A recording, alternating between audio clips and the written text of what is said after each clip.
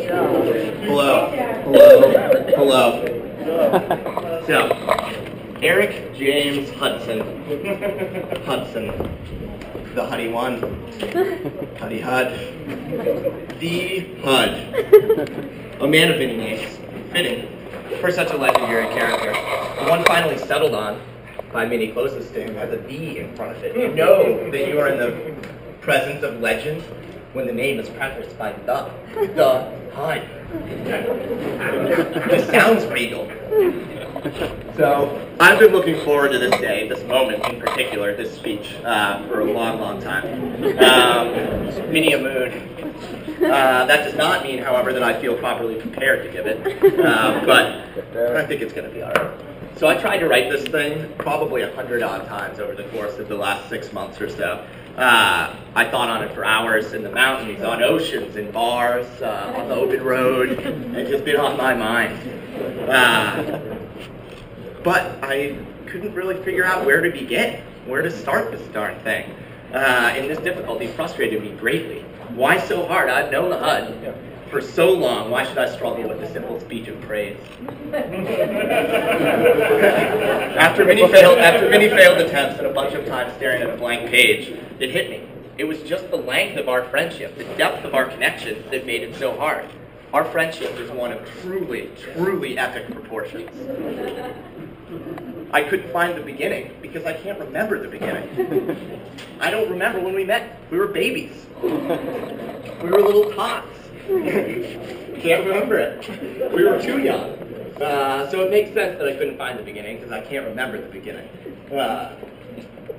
We, as children, were oftentimes confused as brothers, two blonde towheads roaming Sparkove in the Lambert Road woods. More often than not, actually. So in that realization that I can't remember when we met, I found the start of it. I've known Hud since we were babies. And I love him like a brother. We grew up racing ships made of sticks down fast streams, pretending to be Andre Agassi and Pete Sampras on the tennis court. We usually won. Agassi, classic. We dressed up as Prince Robin and He-Man when we were in preschool. Those costumes, probably the best ever. My first time in a Speedo. Yeah, Speedo, indeed. We went to preschool together, we went to elementary school together, we went to middle school together, we went to high school together. Soccer, ski trips, we raced marbles, traded baseball cards, swam, sailed, we played pretty much every imaginable sport together. We competed aggressively, fought sometimes, and made up. During my youth, his parents probably yelled at me just as much as my parents did. And that's to say that I felt as comfortable in their home with their family as I did with my own. And sometimes comfort breeds trouble and mischief. So we Freeporters, we Mainers, we are a very, very tight-knit crew, as I'm sure some of you have noticed. A wonderful, boisterous, sometimes quite rowdy, fun-loving, loving crew. We have deep connections that go back to near birth. The connections I share with Hud, I share with others as well. I remember when Sod used to rip the heads off Barbie dolls at Antalusa's daycare. I remember when Amy used to parade me around in tutus like I was one of her little girlfriends the day before. I remember all this. I feel lucky to have grown up in the place that I did.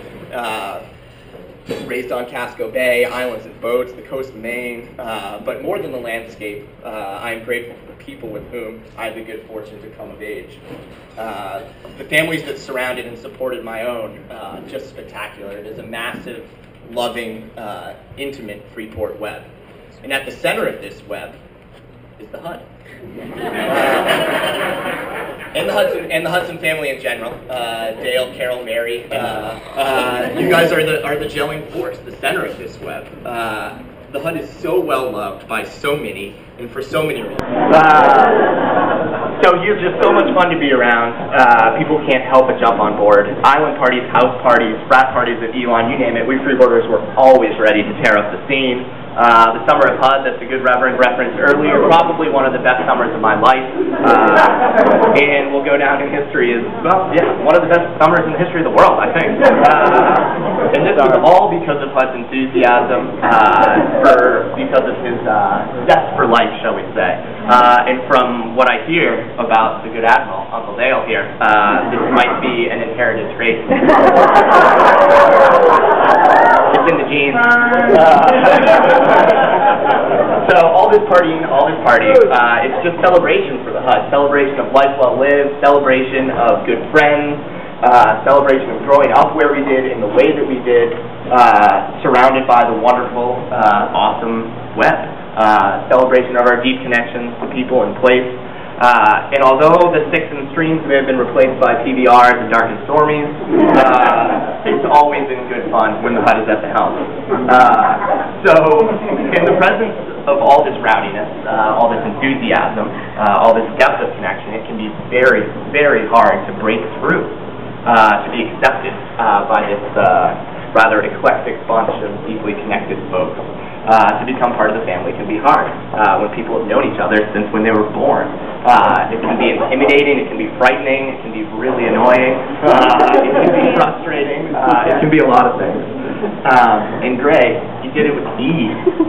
You did it seamlessly. You did it with style and grace and beauty. You dealt with the Hud, you dealt with all of us, so incredibly well, and it has been amazing to see you become a part of this insular Freeport family.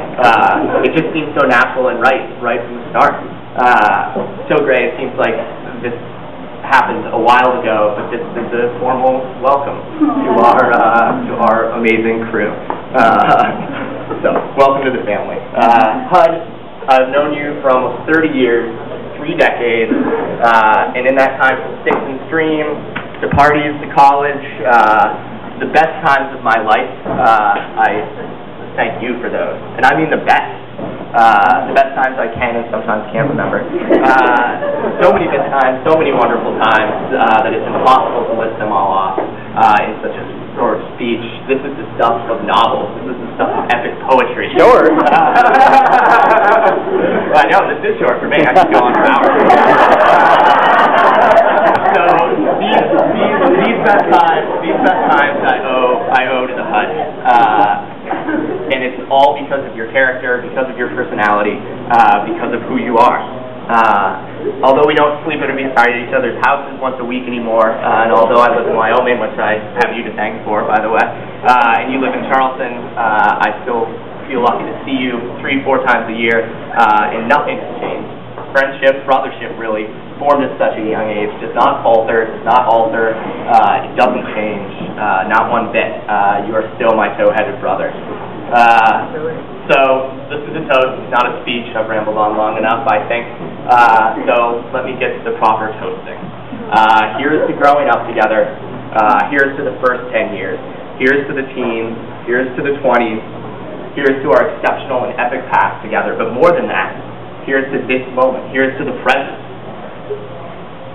Here's to this day, this hour, this union. Here's to you loving Hud, Hud loving you. And here's to your love bringing all of us together. It really is a beautiful moment. And more than the past, and more than the present even, still, here's to what's to come. Here's to the future. Here's to our 30s, 40s, 50s, 60s. I'm pumped to get old with you. I'm pumped for our parents to yell at our children the way that they yelled at us. Here's to the mischief. Here's to the rowdiness. The first 30 years with you have been absolutely exceptional. The best a brother could hope for. I cannot wait for the next 30, and if we're lucky, the 30 after that. So here's to the past, here's to the present, here's to the future, Hud. I love you, man. Yeah.